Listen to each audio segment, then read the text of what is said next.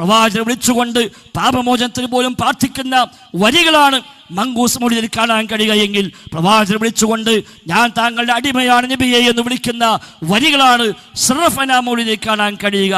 ലക അഷ്കൂ ഫിഹിയ സയ്യിദി ഖൈറുൻ നബി, പ്രവാചകരെ ഞാൻ ചെയ്തു പോയ അറ്റമില്ലാത്ത കണക്കില്ലാത്ത പാപങ്ങൾ, ആ പാപങ്ങൾ ഇതാ നബിയെ അങ്ങയോട് ഞാൻ ആവലാതി പറയുന്നുവെന്നാണ് മങ്കൂസ് മൗലിദിലെ വരിയെങ്കിൽ, സറഫ് അനാമിലോ അബ്ദുക്കൽ മിസ്കീനു യർജു ഫളലകൽ ജമ്മൽ ഗഫീർ ഫിഖദ അഹ്സൻതു ളന്നി യാ ബശീറു യാ നദീർ എന്നാണ്. അഥവാ പ്രവാചകരെ അങ്ങയുടെ അടിമയാണ് ഞാൻ, അങ്ങയുടെ മിസ്കീനായ സാധുവായ അടിമയാണ് ഞാൻ.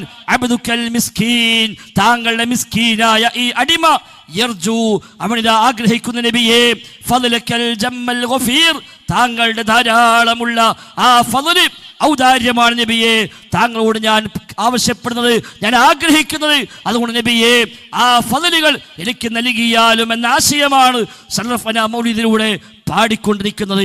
ഇപ്പോഴത്തെ ഖുർആൻ അധ്യാപന പ്രകാരം ഹാദാ മിൻ ഫളി റബ്ബി, എന്ത് ലഭിച്ചാലും അതെല്ലാം റബ്ബിന്റെ ഫളലാണ്, അല്ലാഹുവിന്റെ ഔദാര്യമാണ്, അവന്റെ അടിമയാണ്. നബിതങ്ങൾ പോലും അബ്ദുല്ലാഹി വറസൂലുഹു, അല്ലാഹുവിന്റെ അടിമയാണ്, അല്ലാഹുവിന്റെ റസൂലാണ് എന്ന് നബിതങ്ങളെ കുറിച്ച് പോലും നമ്മൾ പറയുമ്പോൾ, ഇപ്പോഴത്തെ മൗലിദ് കിതാബിൽ നബിയെ താങ്കളുടെ മിസ്കീനായ അടിമയാണ്, താങ്കളുടെ സാധുവായ അടിമയാണ് എന്ന് പറയുന്ന വരികൾ മൗലിദ് കിതാബിലുണ്ട്.